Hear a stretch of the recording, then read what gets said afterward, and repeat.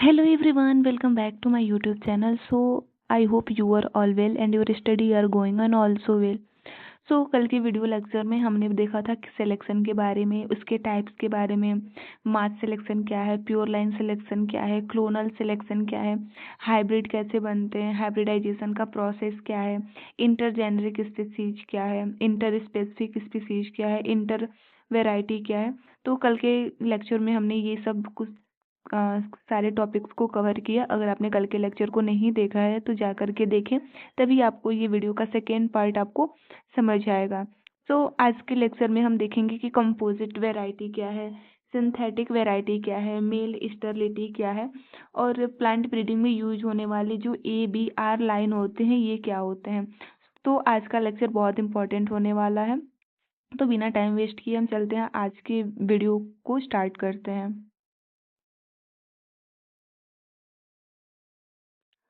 सबसे पहले हम देखेंगे कंपोजिट वैरायटी के बारे में कि कंपोजिट वैरायटी क्या है।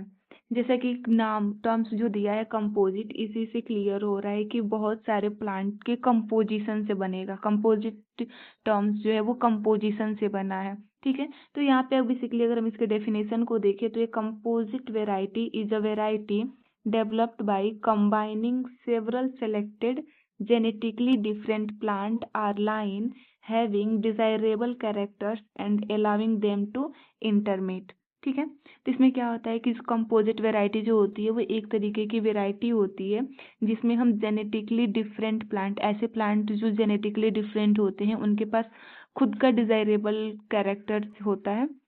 ऐसे प्लांट को हम क्या करते हैं कि पहले सेलेक्ट करते हैं, फिर उन सबको हम कंबाइन करते हैं और उनका जो उनका इंटरमेट कराते हैं, इट मीन्स कि क्रॉस कराते हैं, और जो सीड बनता है एक तरीके की से उनके क्रॉसिंग से जो वैरायटी बनती है उसी को हम कंपोजिट वैरायटी बोलते हैं। ठीक है। तो कंपोजिट वैरायटी क्या है कि हम डिफरेंट जेनेटिकली डिफरेंट प्लांट्स लेते हैं जिनके पास खुद का डिजायरेबल ट्रेट होता है, फिर उनका हम इंटर क्रॉस कराते हैं और उनके इंटर क्रॉस से जो हमें वैरायटी मिलती है वो कंपोजिट वैरायटी होती है। ठीक है। कंपोजिट वैरायटी का मेन फीचर्स क्या है, तो first it contains many genetically different plant. इसमें क्या होता है कि अलग अलग जेनेटिकली डिफरेंट प्लांट्स हम लेते हैं, तो जो भी हम प्लांट्स लेते हैं जो हमारी कंपोजिट वैरायटी बनती है उसमें अलग अलग तरीके की जेनेटिकली डिफरेंट कैरेक्टर्स आते हैं। ठीक है। दूसरा, it is there for a heterogeneous population. जब हम अलग अलग डिजायरेबल ट्रेट वाले प्लांट लेंगे तो ये क्या होगा, एक तरीके का हेट्रोजेनस पॉपुलेशन होगा। नेक्स्ट क्या है, third, different genotype contribute different desirable character. कि जितने जो भी अलग अलग जीनोटाइप्स होंगे उनके पास खुद का क्या होगा, अलग अलग डिजायरेबल ट्रेट होगा। Fourth, it is mainly useful in cross pollinated crop. ये जो मेनली यूज होता है वो किस में यूज होता है, तो जो क्रॉस पॉलिनेटेड क्रॉप होते हैं। जब क्रॉस पॉलिनेटेड क्रॉप होगा, जैसे कि अगर सेल्फ पॉलिनेटेड क्रॉप होगा तो एक ही प्लांट पे दोनों फ्लावर्स होंगे, मेल रिप्रोडक्टिव पार्ट और फीमेल रिप्रोडक्टिव पार्ट जो होंगे वो एक ही प्लांट्स होंगे, तो उसमें उनमें जो वेरिएशन होगा वो बहुत कम होगा। और जब अलग प्लांट से पॉलन आएगा अलग प्लांट के स्टिग्मा पे, तो यहाँ पे क्रॉस पॉलिनेटेड होगा और इनमें वेरिएशन बहुत ज़्यादा आएगा। तो हमें तो वैरायटी चाहिए ना, ताकि उसके पास अलग अलग खुद का डिजायरेबल ट्रेट आए। तो इसके लिए हम जो क्रॉस पॉलिनेटेड क्रॉप होंगे उसका ही मेनली यूज करेंगे। फिफ्थ नंबर पे क्या है, the population can show good adaptability and stability under different environment. जब अलग अलग डिफरेंट कैरेक्टर्स हम लेते हैं प्लांट्स के, तो ये इन्वायरमेंट में एक अच्छा एडेप्टेबिलिटी शो करते हैं और इन्वायरमेंट में अच्छे तरीके से खुद खुद को स्टेबल कर पाते हैं। Six number, it is generally easier to maintain than a high uniform hybrid. जो हाई यूनिफॉर्म हाइब्रिड होता है वो अलग अलग इन्वायरमेंट में सर्वाइव नहीं कर पाता है, थोड़ा सा स्ट्रेस आता है तो प्लांट मर जाता है। तो जब हम अलग अलग डिजायरेबल ट्रेट के डिफरेंट जेनेटिकली डिफरेंट ट्रेट्स वाले प्लांट्स लेते हैं तो वो किसी भी इन्वायरमेंट में खुद को क्या करता है, सरवाइव कर पाता है। ओके। अब हम देखेंगे कि जो कंपोजिट वैरायटी होता है उसका डेवलपमेंट कैसे होता है, स्टेप्स कौन कौन से हैं। तो फर्स्ट हम क्या करते हैं, सिलेक्शन ऑफ डिजायरेबल प्लांट। जो डिजायरेबल प्लांट्स हैं उनका हम पहले सिलेक्शन करते हैं, फिर mixing or bringing selected genotype together, जो उनके जीनोटाइप होते हैं उनका हम आपस में एक दूसरे के साथ क्या कराते हैं, मिक्सिंग कराते हैं। देन उनका इंटरमेटिंग बनता है किसके थ्रू, ओपन पॉलिनेशन के थ्रू। ओपन पॉलिनेशन क्या होता है कि हमारे पास जो जितने हम सेलेक्टेड प्लांट्स लिए रहते हैं उन प्लांट्स का आपस में ओपन पॉलिनेशन होता है, यानी किसी भी प्लांट का जो पॉलन है वो किसी भी प्लांट के स्टिग्मा पे जा सकता है, उसमें कोई हमारा कंट्रोल हैंड पॉलिनेशन नहीं होता है। ओके, फिर हम उसमें से क्या करते हैं, सिलेक्शन एंड इवेल्युएशन। फिर उस जो हमारा ओपन पॉलिनेशन के बाद जो प्लांट बनता है उसमें से हम सुपीरियर प्लांट को सेलेक्ट करते हैं और उसका इवेल्युएशन करते हैं, यानी कि उसका जो परफॉर्मेंस है उसको टेस्ट करते हैं कि सब कुछ सही है या नहीं। देन उस जब वो बड़ा होता है और उसकी जो सीड बनती है उससे हमें कंपोजिट वैरायटी मिलती है। ठीक है, अगर स्टेप्स में हम देखें तो सबसे पहले हम सिलेक्ट करेंगे डिजायरेबल प्लांट, जैसे कि हमने अलग अलग प्लांट लिया, that is the plant 1, plant 2, plant 3, dot dot so on, इस तरीके से हमने करके प्लांट एन तक लिया। ठीक है, फिर इनको हम एक दूसरे के साथ लाए, जैसे कि आप लोग देखोगे कि एक साथ हमने इसको ब्रैकेट में दिखाया, एक साथ लेके आएंगे। फिर इनका आपस में हम ओपन पॉलिनेशन कराएंगे, जैसे कि आप लोग इमेज में देख रहे हो कि प्लांट्स का आपस में एक दूसरे के साथ ओपन पॉलिनेशन हो रहा है। इसमें कोई कंट्रोल हैंड पॉलिनेशन नहीं हो रहा है कि हम इस प्लांट का इस प्लांट पे ही गिराएंगे, ऐसा कोई स्पेसिफिक नहीं है। किसी भी प्लांट का पॉलन जो है वो किसी भी प्लांट के स्टिग्मा का मतलब कह सकते हैं खुद से जो जहाँ पे जाके गिर जाए वो मतलब ऐसा कुछ भी हो सकता है। ठीक है, मतलब उसमें हमारा कोई कंट्रोल हैंड नहीं रहेगा। फिर इसके जब ये इनमें ओपन पॉलिनेशन हो जाएगा उसके बाद से जो हमें प्रोजेनी मिलेगी, जब ये बड़े होंगे तो इनमें से हम क्या करेंगे कि सिलेक्शन करेंगे। ठीक है, देखोगे सुपीरियर प्लांट का यहाँ पे सिलेक्शन किया गया है, और जब ये सुपीरियर प्लांट का सिलेक्शन जब बड़ा होता है तब इसमें से हम इसकी ये प्लांट की जब हमें सीड मिलती है तो वो सीड जो होती है वो एक तरीके से कंपोजिट वैरायटी होती है, और फिर इसी का हम ग्रो करा करा के क्या करते हैं, कंपोजिट वैरायटी वाली जो सीड होती है उसको रिस्टोर करते जाते हैं। ओके, आई होप यहाँ तक क्लियर हो गया होगा। अगर वीडियो पसंद आ रहा हो तो वीडियो को लाइक और चैनल को सब्सक्राइब जरूर करें और अपने फ्रेंड्स के साथ भी शेयर करें ताकि उनका भी ये टॉपिक क्लियर हो।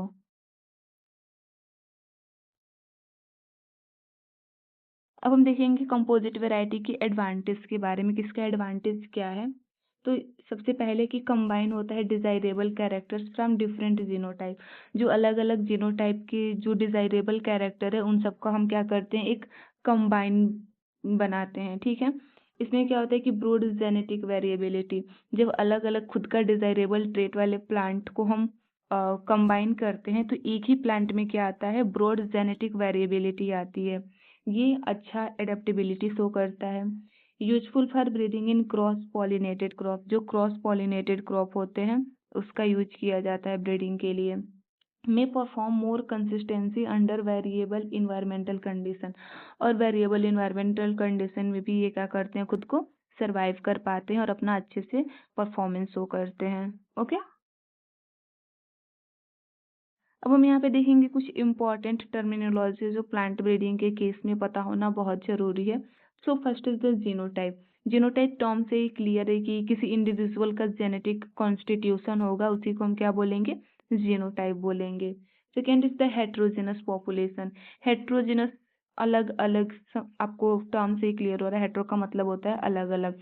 तो ऐसा पॉपुलेशन जो कंटेनिंग रखेगा डिफरेंट इंडिविजुअल, ठीक है, जेनेटिकली डिफरेंट इंडिविजुअल होंगे उस पॉपुलेशन में, तो उसे हम हेट्रोजेनस पॉपुलेशन बोलेंगे।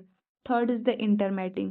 इंटरमैटिंग का मतलब क्या है कि mating among different selected plant, जो भी हम अलग अलग प्लांट ट्रेट वाले प्लांट को हम जो सेलेक्ट किए रहते हैं फिर हम उनका क्या कराते हैं, क्रॉस कराते हैं, यानी कि इंटरमैटिंग कराते हैं। तो वही जो प्रोसेस है दैट इज द इंटरमैटिंग, उसके बाद ही हमें क्या होता है, ऑफस्प्रिंग या प्रोजेनी मिलती है।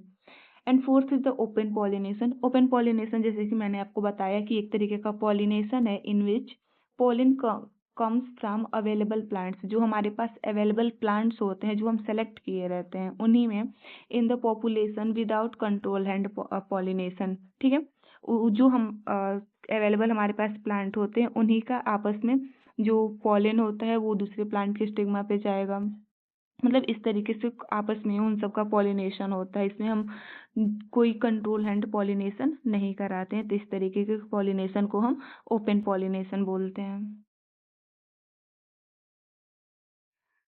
अब हम देखेंगे सिंथेटिक वेराइटी कि सिंथेटिक वेराइटी क्या है। तो इसका हम डेफिनेशन देखें तो synthetic variety is a variety developed by intercrossing selected parents are line having good combining ability and maintaining the resulting population through open pollination।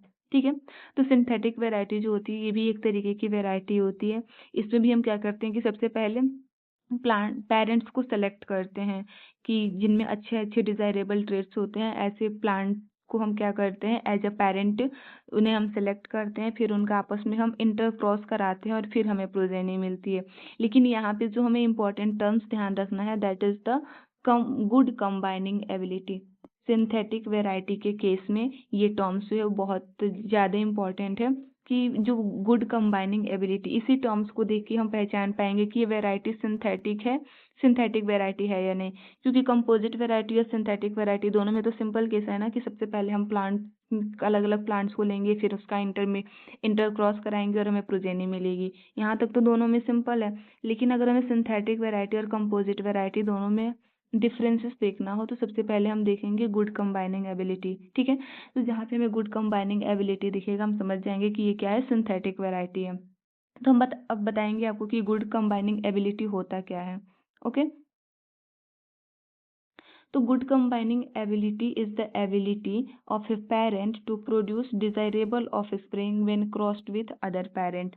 ठीक है, कंबाइनिंग एबिलिटी जो होता है वो एक तरीके का एबिलिटी होता है जब हम पेरेंट को दूसरे पेरेंट के साथ क्रॉस करवाते हैं तो हमें डिजायरेबल ऑफस्प्रिंग मिलता है। ठीक है, कि गुड कंबाइनिंग एबिलिटी जो है वो एक तरीके की एबिलिटी होती है जब एक पेरेंट दूसरे पेरेंट के साथ क्रॉस करता है तो डिजायरेबल ऑफस्प्रिंग प्रोड्यूस करता है, that is the combining ability.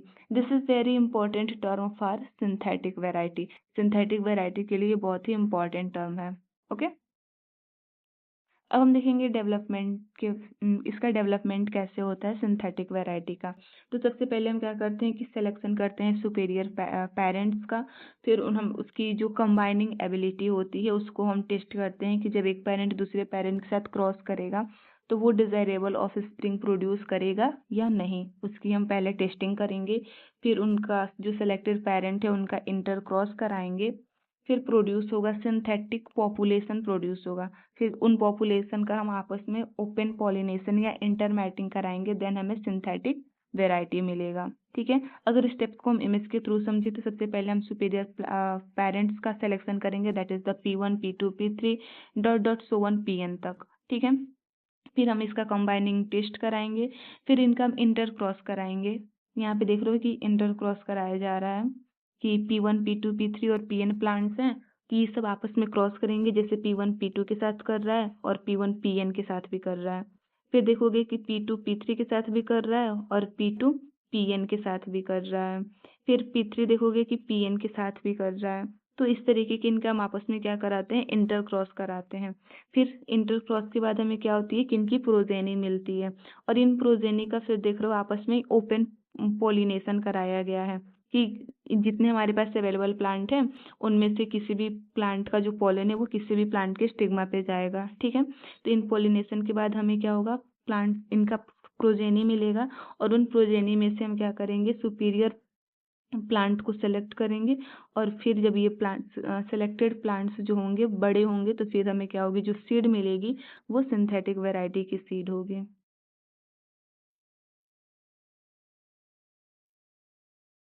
अब हम इनका कैरेक्टरिस्टिक्स देखेंगे कि सिंथेटिक वैरायटी के कैरेक्टरिस्टिक्स क्या हैं। तो first, mostly used in cross pollinated crop. ये भी जो होता है वो यूज किया जाता है वो क्रॉस पॉलिनेटेड क्रॉप के लिए ही किया जाता है। पेरेंट्स का जब हम सिलेक्शन करते हैं वो बहुत ही केयरफुली करते हैं, जिनके पास कंबाइनिंग एबिलिटी है कि नहीं इसका पहले हम टेस्ट करते हैं। ठीक है, यहाँ पे देखोगे कंबाइनिंग एबिलिटी से वो मोर इम्पोर्टेंट है। It contains genetically different individual. जो भी हम इंडिविजुअल लेंगे वो जेनेटिकली क्या होंगे, डिफरेंट होंगे। It can maintain useful genetic variability. ठीक है, तो ये जो होंगे वो जेनेटिक वेरिएबिलिटी को मेंटेन करेंगे। फिर अब हम देखेंगे सिंथेटिक वेराइटी के एडवांटेज के बारे में, किसके क्या क्या एडवांटेज है। तो इसमें क्या होता है कि जो हाई यील्डिंग पेरेंट होते हैं, जो बहुत ज़्यादा यील्डिंग करने वाले, उत्पादन करने वाले जो पेरेंट होते हैं, उनका हम क्या करते हैं, कंबाइन करके उनकी ऑफस्प्रिंग जो बनाते हैं, तो उसमें इन सब का क्या आता है, हाई यील्डिंग पेरेंट का जो भी कॉम्बिनेशन होता है वो उनकी ऑफस्प्रिंग में आता है। तो इस तरीके का हम कॉम्बिनेशन बनाते हैं। फिर जेनेटिक वेरिएबिलिटी को मेंटेन करते हैं, इनकी जो एडेप्टेबिलिटी होती है वो गुड होती है। Farmers can use the population for more than one generation. जो फार्मर्स होते हैं वो इस पॉपुलेशन का एक से ज़्यादा यानी कई जनरेशन तक इसका यूज करते हैं। और एंड ऑल्दो परफॉर्मेंस में चेंज विथ कंटिन्यूड रिप्रोडक्शन। ठीक है। फिर आगे हम देखेंगे मेल स्टेरिलिटी के बारे में। मेल स्टेरिलिटी देख रहे हो यहाँ पे ट्रिपल स्टार दिखाया गया है। इट मीन्स की जो मेल स्टेरिलिटी है ये बहुत इंपॉर्टेंट है एग्जाम के व्यू से, चाहे एग्जाम ऑब्जेक्टिव हो या रिटेन हो। मेल स्टेरिलिटी मतलब मोस्टली पूछता है। 101% आप बोल सकते हो कि मेल स्टेरिलिटी एग्जाम के व्यू से बहुत ज़्यादा इंपॉर्टेंट है।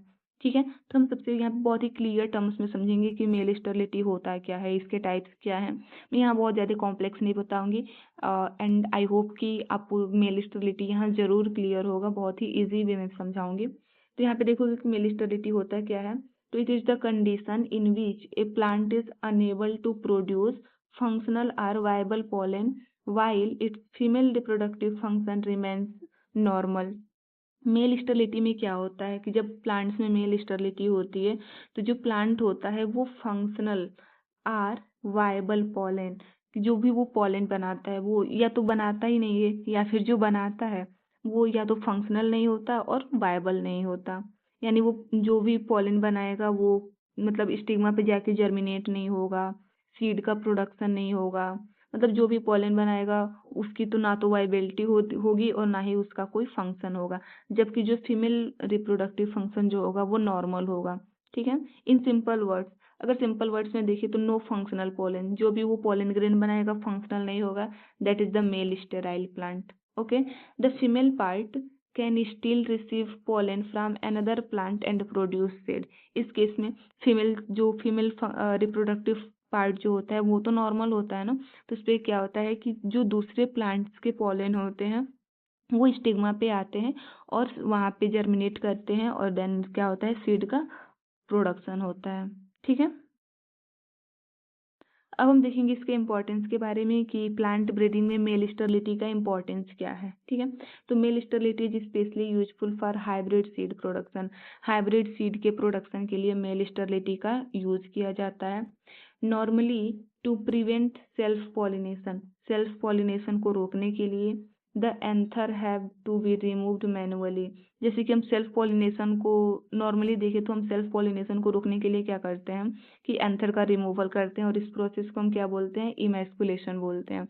इमैस्कुलेशन के प्रोसेस में हम क्या करते हैं कि एक ही फ्लावर में मेल रिप्रोडक्टिव पार्ट और फीमेल रिप्रोडक्टिव पार्ट होता है, तो वहाँ से हम क्या करते हैं कि एंथर को रिमूव करते हैं ताकि उसमें सेल्फ पॉलिनेशन ना हो पाए। लेकिन इन दिस केस जब उसमें मेल स्टेरिलिटी हो जाए तो भले ही उसमें एंथर रहे, पोलन बनेगा, लेकिन जब जो पोलन है वो तो ना ही फंक्शनल है और ना ही वायबल है। जब ना ही वो फंक्शनल होगा ना ही वायबल होगा तो स्टिग्मा पर कोई इसका फर्क ही नहीं पड़ेगा, चाहे वो जाए या ना जाए, उससे सीड तो बनेगा नहीं। तो यहाँ पे हमें क्या होगा कि मैस्कुलेशन प्रोसेस करने की कोई ज़रूरत ही नहीं पड़ेगी। ओके। फिर in male sterile plant no functional pollen no self pollination. जब पोलन जो है वो फंक्शनल ही नहीं है तो सेल्फ पॉलिनेशन ही नहीं होगा, और साथ ही हमें क्या होगा कि मैस्कुलेशन की जरूरत ही नहीं पड़ेगी। Therefore in hybrid seed production become easier and more economical. ठीक है। इसलिए जो हाइब्रिड सीड का जो प्रोडक्शन होता है वो ईजी और मोर इकोनॉमिकल हो जाता है। अब हम देखेंगे टाइप्स ऑफ मेल स्टेरिलिटी। तो टाइप्स ऑफ मेल स्टेरिलिटी जो होता है वो मेनली 3 तरीके का होता है। First is the genetic male sterility, second is the cytoplasmic male sterility and third is the cytoplasmic genetic male sterility. So first is the genetic male sterility, जिसे हम शॉर्ट में जीएमएस कहेंगे। ठीक है। इसमें क्या होता है कि जो मेल स्टेरिलिटी जो होता है वो कंट्रोल होता है न्यूक्लियर जीन। एक एक टर्म्स को ध्यान दो। फर्स्ट इज द जो जेनेटिक मेल स्टेरिलिटी है, इसमें ये जो होता है वो कंट्रोल्ड होता है न्यूक्लियर जीन के through. It is generally inherited according to Mendelian principle, ये जो होता है वो मेंडेलियन प्रिंसिपल के अकॉर्डिंग ही एक जनरेशन से दूसरे जनरेशन में इनहेरिटेड होता है। लेकिन कंट्रोल किसके थ्रू होता है? तो यहाँ पे जो हमें सबसे ज़्यादा याद रखने वाला जो एग्जाम में पूछा जाता है दैट इज द, किसका जो की पॉइंट है वो है कि जो जेनेटिक मेल स्टेरिलिटी जो होता है वो कंट्रोल होता है न्यूक्लियर जीन के द्वारा। बस इतना याद रखो, ये काम बन जाएगा आपका, ठीक है। कि जो जेनेटिक मेल स्टेरिलिटी होता है वो न्यूक्लियर जीन के द्वारा ही कंट्रोल होता है। सेकेंड है cytoplasmic male sterility. Cytoplasmic male sterility जो होता है वो कंट्रोल्ड होता है by factor present in cytoplasm. ऐसे फैक्टर के द्वारा जो प्रेजेंट होता है साइटोप्लाज्म, टर्म्स में देखो साइटोप्लाज्मिक मेल स्टेरिलिटी है कि नहीं? इसका मतलब कि ये कंट्रोल किसके द्वारा होगा? ऐसे फैक्टर जो साइटोप्लाज्म में प्रेजेंट होंगे, यही बताया गया यहाँ पे कि जो फैक्टर होंगे वो प्रेजेंट होंगे साइटोप्लाज्म में, पर्टिकुलरली माइटोकॉन्ड्रियल जीन फैक्टर, ठीक है। It is generally transmitted through maternal parent, या मैटरनल पेरेंट के थ्रू ही क्या होते हैं? जनरली ट्रांसमिटेड होते हैं। यहाँ पे की पॉइंट क्या है कि जो साइटोप्लाज्मिक मेल स्टेरिलिटी जो होता है वो साइटोप्लाज्म के द्वारा कंट्रोल होता है। साइटोप्लाज्म में जो फैक्टर पाए जाते हैं उसके उससे के थ्रू ये कंट्रोल्ड होता है, और ये मैटरनल इनहेरिटेंस होता है। बस ये 3 टर्म्स याद रखो, यहाँ पे साइटोप्लाज्मिक मेल स्टेरिलिटी से जो भी क्वेश्चन बनेगा तुम कर जाओगे, ठीक है। तो ये साइटोप्लाज्मिक मेल स्टेरिलिटी, इससे साइटोप्लाज्म बनेगा, और फिर ये क्या होता है कि एक तरीके का मैटरनल इनहेरिटेंस होता है। Last, cytoplasmic genetic male sterility. Cytoplasmic mail sterility में देखो यहाँ पे साइटोप्लाज्मिक यानी साइटोप्लाज्म भी है, और जेनेटिक, जेनेटिक में क्या था? न्यूक्लियर था, न्यूक्लियर जीन। तो यहाँ पे दोनों का कॉम्बिनेशन है, यानी कि male sterility result from N interaction between cytoplasmic factor plus nuclear gene, ठीक है। इसमें दोनों दोनों के द्वारा ये कंट्रोल होगा, साइटोप्लाज्मिक फैक्टर और न्यूक्लियर जीन दोनों के थ्रू, ठीक है। ये जो होगा वो widely used in hybrid breeding programme. Hybrid breeding programme में जो होता है वो बहुत ज़्यादा यूज़ किया जाता है। अब तुम लोग आप लोग सुने होंगे कि कभी कभी प्लांट ब्रीडिंग में ABR लाइन बहुत ज़्यादा यूज़ होने वाला टर्म्स होता है कि ABR लाइन क्या होता है प्लांट ब्रीडिंग के केस में।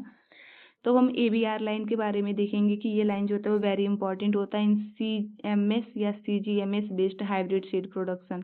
जब हम हाइब्रिड सीड का प्रोडक्शन करते हैं साइटोप्लाज्मिक मेल स्टेरिलिटी या साइटोप्लाज्मिक जेनेटिक मेल स्टेरिलिटी के बेस पे, तब हम ABR लाइन का यूज़ बहुत ज़्यादा करते हैं। तो हम देखते हैं कि ABR लाइन होता क्या है, ठीक है। तो यहाँ पे देखेंगे कि जो A लाइन होता है वो मेल स्टेरलाइन लाइन होता है। यहाँ पे हम जो बस हाईलाइट करते जा रहे हैं उसी को ध्यान में रखना, ABR लाइन से सारे क्वेश्चन बन जाएंगे। A लाइन में क्या होता है कि ये मेल स्टेरलाइन लाइन होता है, ठीक है। प्रोड्यूस नो फंक्शनल पॉलन, ये जो भी पॉलन बनाएगा वो फंक्शनल नहीं होगा। स्टेराइल का मतलब ये क्या होगा कि ये जो भी बनाएगा वो फंक्शनल ही नहीं होगा, नॉन फंक्शनल होगा। Used as the female parent के रूप में इसका हम यूज करते हैं। Used for producing hybrid seed बनाने के लिए इसका यूज करते हैं, ठीक है। बी लाइन जो है वो ये मेंटेनर लाइन है, ये क्या करता है? मेंटेन करता है।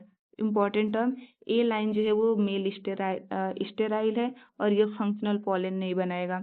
बी लाइन जो है वो मेंटेनर लाइन है, मेंटेनर है तो इसके नाम से ही क्या हो रहा है कि मेंटेन करेगा, तो इसका यूज किया जाता है maintain and multiply by the A line.